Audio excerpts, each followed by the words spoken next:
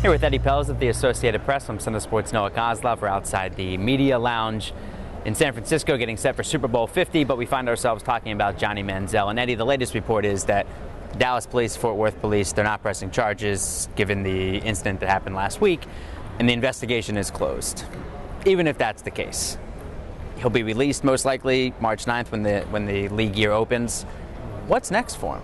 Well, I mean, the details of the thing are not pretty, even if they're not pressing charges. The NFL has made it pretty clear that they can look at cases that even don't result in, criminal proceedings and take whatever action they want. Domestic violence has stayed out of the news this week, one of the few things that has until now.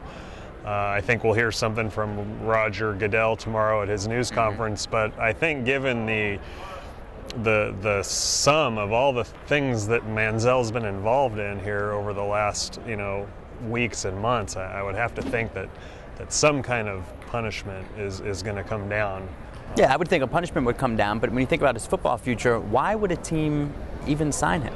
Well, that's a good question. I mean, the Cowboys, for instance, signed Greg Hardy. He had all kinds of issues. This is about as bottom line as it gets, but if there's one of those 32 teams who thinks you can play, especially at that position, which is always under talented, I guess would be one way of saying it, then they're going to give you a chance. I mean, there's going to have to be a major, restructuring of his life, but if anybody thinks that he has a chance that he can play, I wouldn't be surprised at all if they gave him a chance and even dealt with whatever suspension or whatever might come up. Yeah, have you seen anything from him though that makes you even think that he can succeed on this level? I mean, what's the difference between Johnny Manziel with all his baggage and what he has and hasn't shown on the field versus just somebody else to be your backup quarterback? Yeah, I mean, we've seen little glimmers of talent. People will still look at the production in college. He had a couple of decent,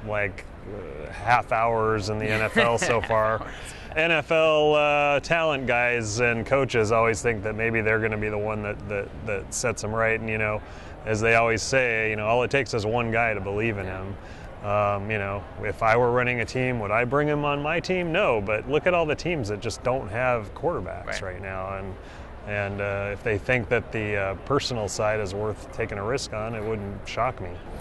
He's Eddie Pells of the Associated Press. I'm CineSport's Noah Coslov, and somehow Johnny Manziel has crept into Super Bowl week.